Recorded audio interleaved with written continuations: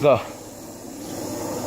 So right now we're currently connected to Garados UART. As you can see, the sprinkler system is on. I left it straight on. Now I'm gonna press off to turn it off. Now that we turned it off, we're gonna actually check what it is reading for soil. I'm gonna fix the meters. I know it's a little bit bad, but we'll test it real quick. I'm gonna reconnect to the board, and the board is not showing up. From the previous video, I apologize. It did actually mess up on us, but as you can see, we're gonna show right now that it actually is working. First, I'm gonna connect to the board. As I press connect and I scroll down, Garados UART C-Rod comes up, which is the board right there.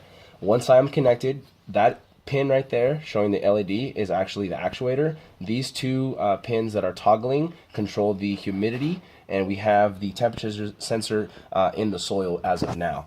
So if I want to turn on the actuator, I turn it on. As you can see, it has been turned on. If I want to turn off the actuator, I press this other button, turns off the actuator.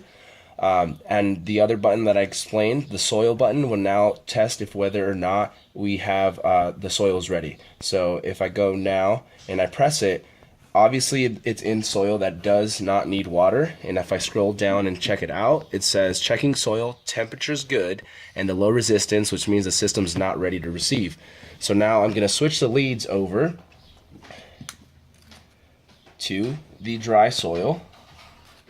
And as it's in the dry soil, now we're going to do the same test again, but obviously it's not going to work, and it turns on the water. That way it actually makes sure that it waters the soil because this one's dry. The last other thing that we have, I'm going to turn this off, and it has a 30-second timer. I don't think we're going to have it for the whole 30 seconds, but if we turn on this one right here, it keeps the actuator on for 30 seconds. And if you see, it stops toggling once it's in the actual process.